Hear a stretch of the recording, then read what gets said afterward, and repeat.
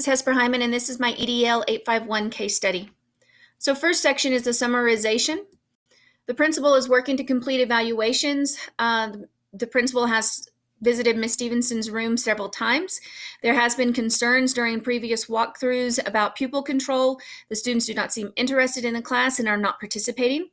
The principal has met with Ms. Stevens at least once with their concerns. During that first meeting, Ms. Stevens was hostile, irritable, and argumentative, and did not want to listen or do anything. The principal then decides to do one more walkthrough before making a recommendation, since he has concerns, and she is coming up for tenure. The next Monday, the principal then again visits Ms. Stevenson's room, but sees no changes. The classroom is still out of control. Students are still not participating. The principal then goes back and writes up an evaluation, recommended Ms. Stevenson's contract not be renewed before he has first gone over the information with her. The principal then meets with Ms. Stevens, showing her the evaluation. Ms. Stevens rejects the evaluation, saying she's not received any support from the principal or her primary supervisor. Ms. Stevens lets the principal know she will fight the evaluation, even go into court if necessary. So what are the legal and ethical issues that we would be facing here? First, when we think about who's going to be harmed in this situation, of course, we're looking at Ms. Stevenson is being harmed by a non-renewal of our contract. We also have to consider that the students are being harmed if we do renew her. What is in the best interest of the school? If we look at the legal issues in New Mexico, the statute is that if it is less than 3 consecutive years, the employee can be terminated for any reason. If it is after the 3 consecutive years, the termination can only happen if there is just cause. New Mexico law is very clear about the 3-year cutoff as it pertains to non-renewal or termination. In the case study, it does say that she's going to be up for tenure. And so in New Mexico, that means that she's coming up to the end of her 3rd year. After the end of her 3rd year, she would become what would be considered tenured, where they would have to use just cause to terminate. Sections C, E, and F outline the process that a teacher has to request reevaluation and appealing to the local school board if they do not agree with the evaluation or the non-renewal. So if we look at some case studies about just this situation, there was a case study, there was a case that was in June of 2014. Rosa Weiss was a teacher at Santa Fe Public Schools. She had taught for 3 consecutive years, and when it was about 2 weeks to the end of her 3rd year contract, she was notified of non-renewal. At that time, she did request a hearing decision to the school board. Her request was denied, and that is what ultimately led her to filing a lawsuit. It was found that the School Personnel Act in New Mexico provides that she can only be terminated after a hearing and based upon just cause, because she is at the end of her she was in and towards the end of her 3rd year. House Bill 431 that was signed into law in 2019 defines what just cause is in New Mexico. Just cause means a reason that is rationally related to a school employee's competence or turpitude or the proper performance of the school employee's duties, and that is not in violation of the school employee's civil or constitutional rights. During this case study, I don't feel that there's really enough information to show if just cause was met or not. We don't know if there was any documentation done. So to me, if that's not there, she must then be given the option to appeal.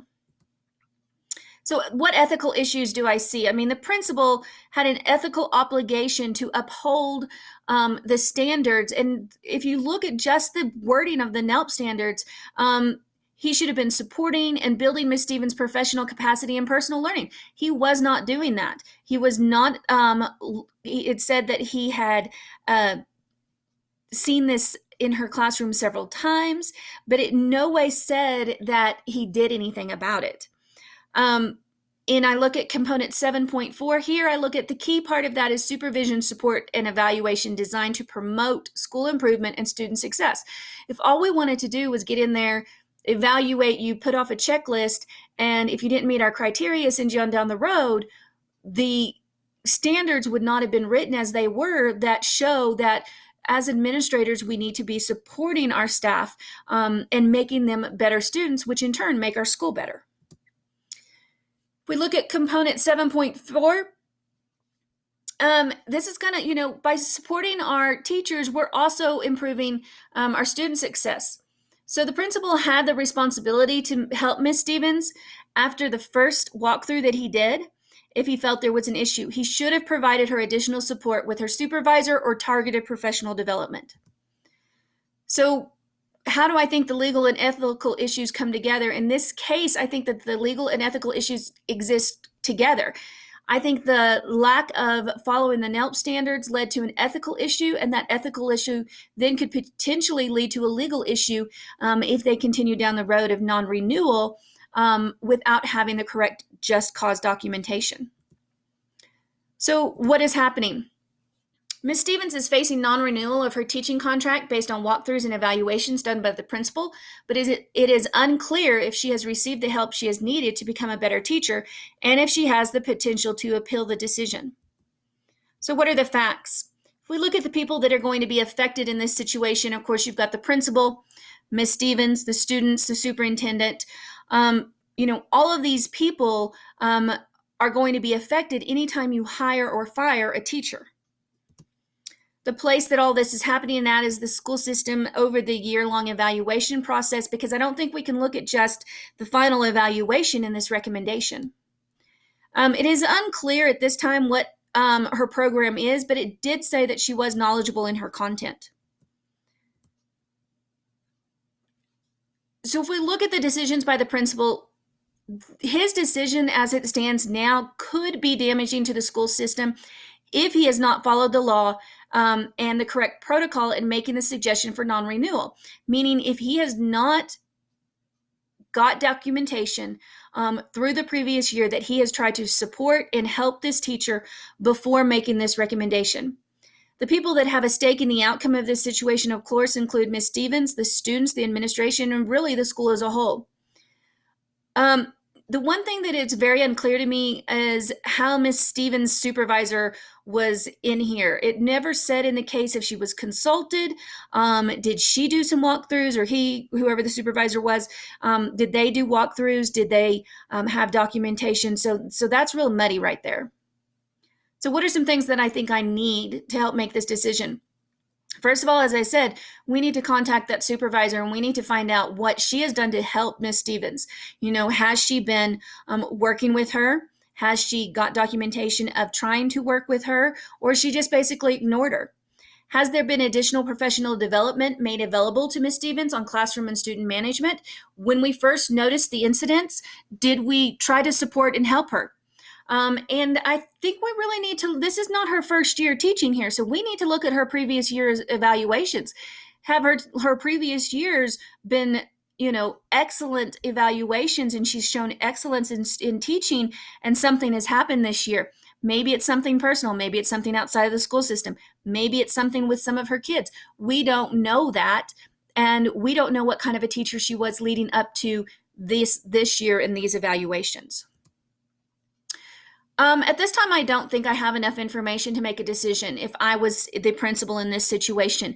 There are a lot of things that I would need to look at. I would first want to look at any past evaluations. I wanted to know if something's changed, what has led to this. Has this been an ongoing issue that we have not dealt with and it's gotten out of control? Also, we need to find out if there is any documentation. Is there any documentation from myself as the principal or a previous principal? We need to have supervisors' reports. We need a lot more information before we can just say, we're just not hiring this lady back. So if we look at the options and consequences, first we can continue with the recommendation of non-renewal. Say, this is what we're doing. Here you go. Some consequences of that, of course, she could just walk away. She could also ask for an appeal. And at that point, it would go to the school board for the appeals process and then go through all that. She could ultimately come in and sue the school if she felt like she was being terminated unfairly. We could recommend renewal of the contract. Just don't want to fight with her anymore. We're going to renew her, keep going. The consequence of this is we've got an ineffective teacher that's in the classroom, and when that happens, students are not learning. The third that I have is recommend renewal of a contract and put an improvement plan in place. Some consequences from this: Ms. Stevens could go ahead and quit, or she can follow the improvement plan for the next year where she has great, where she ends up being great in the classroom, and she has improved the students and their learning. So some pros and cons here. Pros: getting rid of an ineffective teacher. When somebody is not doing their job, it's really hard to keep them in their position. So, you could be moving her or getting rid of her in some way. Hire a teacher that's better for the students. Maybe there's somebody else out there. Some cons: Miss Stevens is going to lose her job. She's going to be looking somewhere else. Miss Stevens is probably going to appeal that decision. The biggest con of all, she could sue the school. So what is my decision? I don't believe all the stakeholders that needed to have a say in this decision were there. Mrs. Stevens' supervisor and the superintendent, I think, should have been consulted before this non-renewal is being placed on the table. My recommendation as it stands now, with just the information that I have from this case study, would be to renew Ms. Stevens' contract with an improvement plan that includes targeted professional development and continued supervision for the next year. So how would I go about implementing this? First, I'm going to inform the superintendent of the situation. Ms. Stevens made threats about legal recourse, and the superintendent needs to be aware of this. Next, I need to have a meeting with Ms. Stevens' supervisor. I need to get any documentation that the supervisor has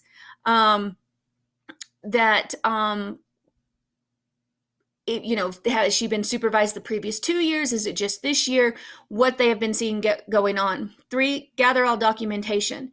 I'm looking at previous years' evaluations. I'm looking at, just everything, the professional development maybe that she's gone through the last 3 years, any write-ups that have been in there, anything.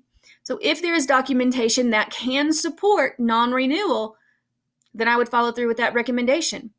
If there is not documentation, I do not feel that we can follow through with non-renewal. I believe we would have to renew with an improvement plan. Thank you so much for watching my slide on case study.